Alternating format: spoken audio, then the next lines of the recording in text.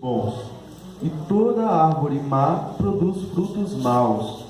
Uma árvore boa não pode dar frutos maus, nenhuma árvore má pode dar frutos bons. Toda árvore que não dá bons frutos é cortada e jogada no fogo. Portanto, pelos seus frutos vós os conhecereis. Palavras da salvação. Glória a vós, Senhor. Irmãos, podem sentar um instante só para a reflexão. Eu vou ficar aqui embaixo, porque aí eu fico um pouco mais próximo da comunidade. Tudo bem? Tudo bom. Qual que é o tema, então, do nosso trido? Quem sabe? Tá fraco, hein? Acho que ninguém sabe. Viúvos e família. Isso, hoje a gente está homenageando os viúvos, idosos e família.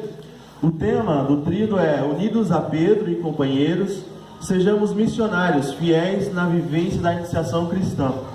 E hoje a gente tem como lema aqui: a maior missão do cristão batizado é evangelizar, guiados pelo Espírito Santo.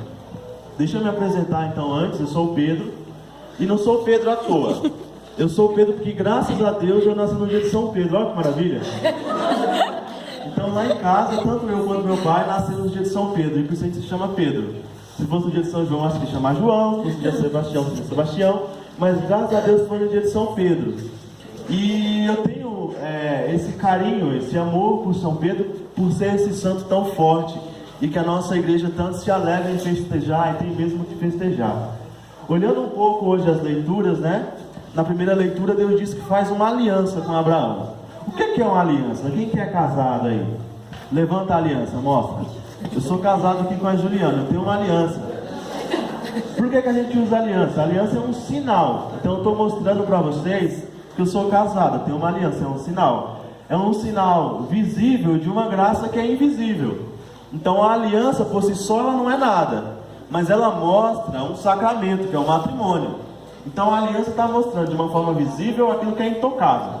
Então quando eu casei com a Juliana, a gente teve o sacramento do matrimônio. Então o padre celebrou, a gente contraiu esse sacramento do matrimônio, só que a gente não consegue enxergar. É uma graça muito grande, é uma graça absurda de grande que Deus dá no sacramento do matrimônio, mas a gente não consegue enxergar. Então a aliança é um sinal para que as pessoas vejam que a gente já foi agraciado com essa bênção de Deus. Então a gente carrega essa aliança. E Deus fez uma aliança com Abraão. Quem aqui conhece alguém que já deu à luz aos 60 anos? Conhece alguma mulher que teve filho com 60? 70 anos, alguém 80? Deus fez uma aliança com Abraão. Então o que Deus falou para Abraão? Falou que daria para Abraão uma descendência. Então falou assim: Abraão, vou te dar filhos. Olha para as estrelas do céu. Você vai ter tantos filhos que você não vai nem poder contar. Sua descendência vai ser muito grande. Então vai ter filho, vai ter neto, vai ter bisneto. Vai ter uma descendência grandiosa, tão grande quanto as estrelas do céu. E Abraão já era idoso, já tinha lá mais de 80 anos. Então ele fala: não é possível. Como que alguém nessa idade pode ter filho? Está aqui também a minha mulher, que também já é idosa, não tem como ter filho. Mas Deus tinha feito uma aliança com ele. E aí, já idoso, Deus deu um filho para Abraão e a sua esposa. Eles tiveram um filho. E por que eu estou falando da aliança? Porque quando Deus faz conosco uma aliança, Ele não faz uma aliança humana. Não é igual você vai ali em um comércio e alguém fala: tal dia vai ter tal produto, ou tal mês é o mês do milho, vai dar milho. Isso é uma conversa humana. Pode ser que naquele mês lá de novembro você está esperando o milho chegar, não vem chuva, não cresce e não tem o milho. Mas a palavra de Deus, a aliança que Deus faz conosco é algo que não passa. Então Deus tinha feito uma aliança com Abraão, e mesmo quando Abraão já era idoso, Abraão teve um filho com a sua esposa. E aí Abraão foi tendo netos, e essa geração que surgiu de Abraão é o povo de Deus, o povo escolhido, somos nós. Nós todos somos dessa geração. Nós somos dessa geração incontável que Deus prometeu para Abraão. Então, quando Deus faz uma aliança, Ele faz uma promessa. Ele estabelece ali um vínculo. E a promessa que Deus faz é uma promessa que com certeza é cumprida. Porque a palavra de Deus vai dizer que Deus não é homem para mentir. Deus não é homem de mentira, né? Lá em João 8, na verdade, vai dizer que o pai da mentira é aquele que é contrário a Deus.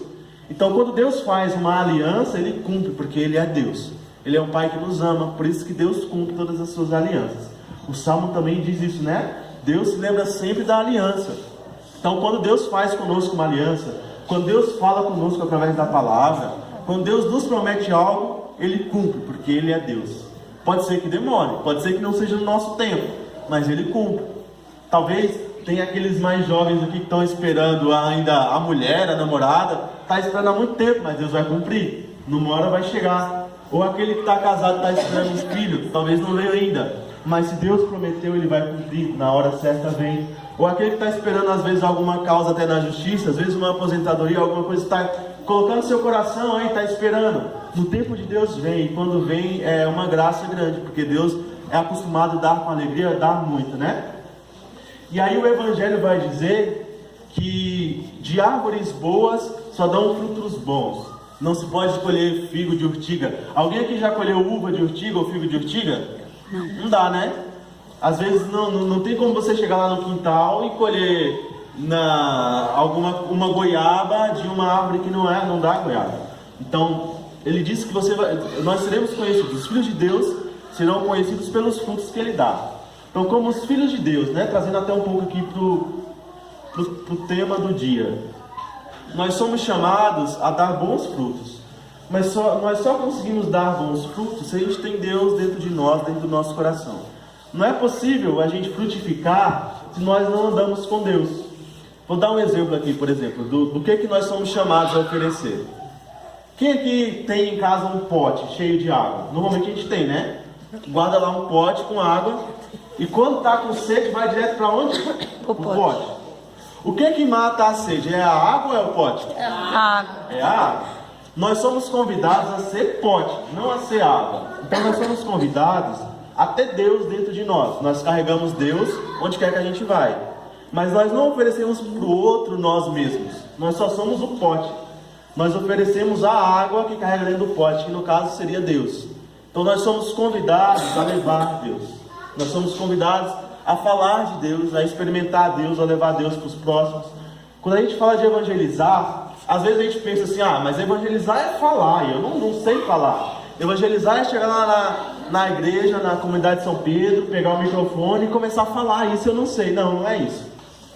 Evangelizar muitas vezes é isso, é falar. Mas outras vezes pode ser até silenciar. Veja, Maria era uma mulher silenciosa, ela guardava tudo no coração, como diz a palavra de Deus, né? Muitas vezes a gente vai evangelizar em casa dessa mesma forma. Às vezes vem vontade de discutir, brigar com o filho, ou o filho às vezes, a mãe está falando bastante, também quer reclamar. A nossa evangelização muitas vezes é ouvir quieto ali, tranquilo. Isso é evangelização. Aí a gente está oferecendo Deus. Nossa evangelização é muitas vezes abraçar, desejar um bom dia, é buscar ser comunidade dessa forma. Isso é evangelizar. Quem aqui já ouviu falar de São Francisco? Diz que São Francisco uma vez estava lá com um amigo dele, né, o irmão Leão. E aí ele falou assim, irmão, se prepara porque hoje a gente vai evangelizar. Vamos andar pela rua e vamos evangelizar. E aí saíram os dois pela rua. Saíram, andaram a cidade toda, voltaram para casa. Aí o irmão falou assim, ô Francisco, você não falou que a gente ia evangelizar hoje? Aí ele falou assim, evangelizamos. Aí o irmão falou assim, mas como? A gente não falou uma palavra. Aí ele falou assim, evangelizamos pela forma que nós olhamos para o outro, pela forma que nós sorrimos, pelo nosso andar na cidade, demonstrando ser pessoas boas com atitudes, não com palavras. Então evangelizar muitas vezes é isso. É você buscar ser pessoas boas com as suas atitudes, com os seus atos, às vezes acolhendo o irmão, sorrindo, oferecendo algo que talvez ele precisa. Evangelizar nessas pequenas coisas, nesses pequenos atos. E aí, finalizando agora com São Pedro. Por que eu falei que eu sou fã de São Pedro? Porque São Pedro é incrível, cara. São Pedro era um cara que era um pescador. Vocês devem conhecer a história, né? Porque eles estão aqui na comunidade. Mas São Pedro vivia lá na pescaria. E um dia passou alguém lá por São Pedro e falou, Pedro, eu não vou mais fazer pescador de homem, de peixe, mas pescador de homens. Eu te pergunto, já pensou se a gente está aí, ó, nos nossos afazeres, às vezes professor, às vezes na roça, onde quer que você trabalhe lá, fazendo o seu trabalho, porque às vezes você gosta. Passa um cara e fala assim, ó, vem comigo, vou te fazer uma nova pessoa, você vai? Provavelmente não, porque, você está lá sozinho, imagina, você vai seguir um doido que chega e fala assim, vamos? Não vai, porque tem que convencer. Mas por que Pedro foi? Porque Jesus era diferenciado, é o próprio Deus. Ele tinha alguma coisa que nós humanos não temos, porque ele é divino. Mesmo se fazendo homem, ele é divino. Jesus tinha algo que chamou a atenção de Pedro. quando ele falou, Pedro, vem, segue-me, eu penso que o olhar de Jesus era diferente, era um negócio cativante, era um negócio que fazia nosso coração encher de alegria. Não é verdade que às vezes a gente se sente um pouco entristecido, falta alguma coisa para dar sentido? Às vezes você tem uma vida boa, gostosa, tem bons filhos, mas lá dentro, no fundo, parece que falta algo, né? Jesus é esse algo, é aquilo que dá sentido. A palavra vai dizer que Jesus é a pedra angular, né? Não sei se tem algum pedreiro aqui, mas às vezes quando você está construindo uma casa, tem certos lugares que é só aquele tijolo, é só aquele bloco cortado daquela forma que vai dar certo ali. Você tenta colocar outro, não cabe. Você tenta colocar outra coisa ali, não vai dar certo, não vai fechar a parede. Jesus é essa pedra angular no nosso coração. Não adianta a gente tentar dar sentido à nossa vida com outras coisas, porque Ele é essa pedra que encaixa aqui na nossa alma e faz a nossa vida ter alegria, faz a nossa vida ter sentido, faz as nossas manhãs, a gente acorda mais disposto, mais bem. Por quê? Porque a gente carrega o próprio Cristo, carrega o próprio Deus, porque faz sentido no nosso coração. E quando Jesus chegou para Pedro, provavelmente Pedro foi tomado dessa alegria, né? Desse entusiasmo, dessa euforia que Jesus trazia, e começou a seguir Jesus. O que não quer dizer que Pedro era santo enquanto seguia Jesus, né? Todo mundo sabe que Pedro negou Cristo 3 vezes. Imagina, Pedro andou ali com Jesus por 3 anos, que foram os anos que Jesus evangelizou, né? Então andava com Jesus para cima e para baixo. Pensa aí, Pedro via Jesus curar doente, às vezes fazer paralítico andar, cego ver. Imagina, gente, se a gente vê Jesus fazendo isso, a gente enlouquecia, ia seguir Jesus de qualquer jeito. E Pedro viu tudo isso, passou por todas essas coisas, viu os milagres de Jesus acontecerem, né? E mesmo assim, quando Cristo foi morto, quando Cristo foi crucificado, Pedro, diante da multidão, falou que não conhecia Jesus, negou Jesus 3 vezes. Porque às vezes até seguindo Cristo a gente é fraco. Às vezes até dentro da igreja a gente esmorece, às vezes cai, às vezes nega mesmo Jesus. Mas o Cristo, ele é tão bondoso que de novo ele apareceu para Pedro, depois de ter ressuscitado já. Perguntou, Simão, tu me amas? Perguntou 3 vezes, só para ver o que Pedro ia dizer. Cada resposta de Pedro parece que curava o não que ele deu, né? Porque ele deu 3 nãos. Aí Cristo, quando ressuscita, aparece para Pedro e fala assim, Simão, tu me amas? E Pedro diz, Senhor, eu te amo. Jesus perguntou, Simão, tu me amas? Aí ele fala, Jesus, eu te amo. E aí Jesus pergunta uma 3ª vez, Pedro, tu me amas? Aí ele falou, mas Jesus está me perguntando de novo. E a palavra diz que Pedro meio que se entristece assim, e fala, Senhor, tu sabes tudo, tu sabes que eu te amo. Naquele momento é a cura que acontece no coração de Pedro. Fala, não, verdadeiramente esse é o Deus que eu quero seguir. E a partir de então, Pedro deixa tudo e segue Deus mesmo. Por isso que ele é constituído como o primeiro papa da igreja. A igreja primitiva começa com Pedro, né?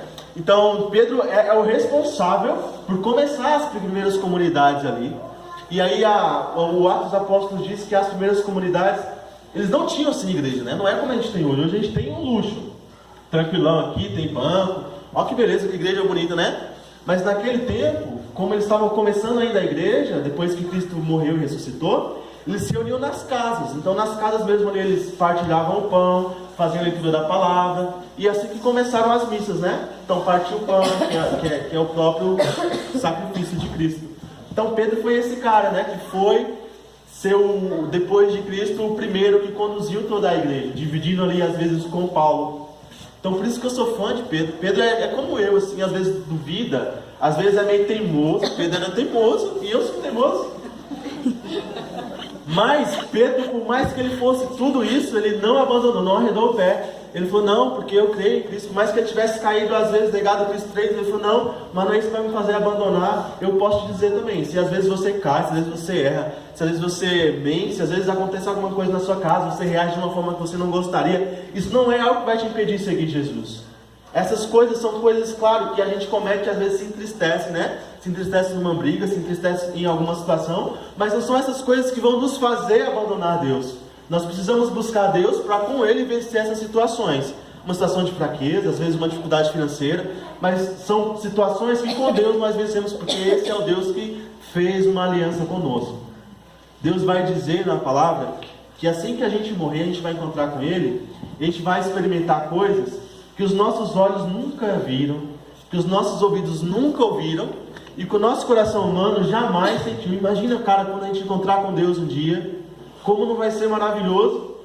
Ele está dizendo que foi algo que a gente nunca sentiu. Pensa aí na maior alegria que você já teve. Eu posso te garantir que o que Deus vai fazer conosco é algo muito maior, muito melhor. Porque é essa aliança que Ele está fazendo conosco. Deixo meu testemunho que seguir a Deus é muito positivo. Eu não moro aqui na cidade. Eu moro com a minha esposa em São Paulo. A gente participa do grupo há mais ou menos uns 9 anos. E graças a Deus, às vezes em meio a dificuldades, muitas alegrias também, mas a gente, graças a Deus, nunca abandonou Deus. Porque é Ele que preenche o nosso coração. É Ele que refaz a nossa vida, nos dá alegria, nos faz sentido, né? Em meio a tantas dificuldades, às vezes a gente vê jovens que vão buscar se satisfazer em drogas, em festas, né? Bebedeira. Graças a Deus a gente nunca precisou disso para ser feliz, porque a gente tem Deus. Deus nos basta. Deus nos dá muito mais do que a gente pode imaginar. Meu Deus do céu, viver a experiência com Deus de poder participar da missa às vezes todos os domingos. Eu não sei se vocês têm conseguem aqui, mas o tanto que conseguirem é muito bom. Como comungar Jesus nos refaz, né? Tenho certeza que quando você vem para a igreja, você volta para sua casa, volta numa paz, às vezes até cantando a música que foi cantada na igreja. Por quê? Porque Deus nos faz ter essa alegria, nos faz viver assim melhor. Eu queria fazer um desafio para você, se sinta livre em aceitar ou não. Mas só para fazer uma reflexão, se você conseguisse fechar os seus olhos, colocar a mão no seu coração, eu queria pedir que Deus pudesse agora, claro, Deus conhece muito mais você do que eu. Deus conhece as suas realidades, sabe aquilo que você vive, sabe aquilo que você veio buscar. Então eu queria pedir que o próprio Espírito Santo pudesse confortar o seu coração com o auxílio de São Pedro. Às vezes você, assim como Pedro, às vezes é teimoso, né? Não queria nem vir hoje, achou que ia estar fraco e tal. Mas Deus nos dá a graça de experimentá-lo sempre. Então que você possa ir nesse silêncio, nessa intimidade com Deus, experimentar essa graça que Pedro experimentou. Pedro experimentou Deus de uma forma tão grandiosa que quando ele foi ser morto, ele falou assim: eu nem sou digno de ser crucificado como Deus. Eu queria ser crucificado de cabeça para baixo, porque não sou nem digno. Olha como Pedro experimentou Deus. Então que você possa também, nesse íntimo seu, experimentar o Senhor, experimentar o Espírito, que Ele possa confortar o seu coração, trazer a alegria que você precisa, a força que você precisa todos os dias para enfrentar as dificuldades. Eu tenho certeza, irmão, que você passa por dificuldades.